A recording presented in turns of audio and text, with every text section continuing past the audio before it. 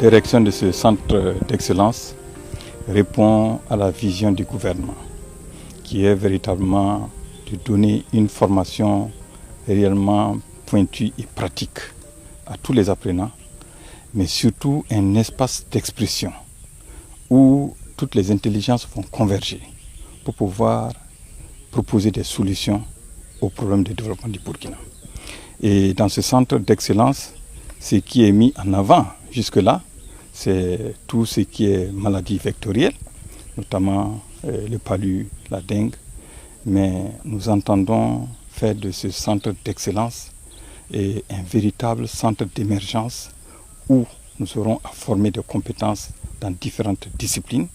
Et donc nous avons tenu à visiter ces différentes infrastructures d'abord pour véritablement montrer aux yeux de toute la communauté universitaire que contrairement à ce qu'ils pensent, le gouvernement consent d'énormes sacrifices financiers pour pouvoir véritablement assurer une formation de qualité. Nous avons visité différents laboratoires avec des équipements modernes.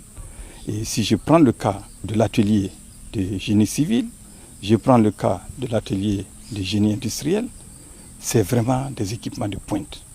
Aujourd'hui, cette université dans laquelle nous sommes est capable de sortir des produits finis, compétents, qui tranchent complètement avec toute la logique qu'on avait d'antan.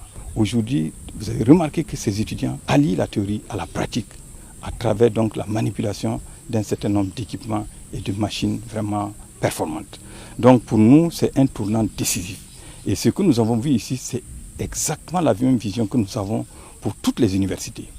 De faire en sorte que véritablement l'étudiant puisse vraiment être une compétence à la fin de sa formation. Et je suis enfin heureux de montrer que dans cet espace où nous sommes, qui est le jardin botanique donc, qui a été mis en place grâce au soutien du gouvernement, où on y trouve des espèces médicinales, mais qui sont rares. Et il y en a même qui sont en voie de disparition.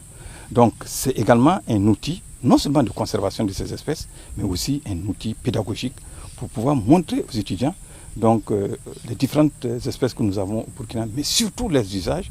Et vous aurez remarqué qu'il y a des initiatives qui permettent, outre les noms scientifiques, de connaître aussi les noms dans certaines langues nationales.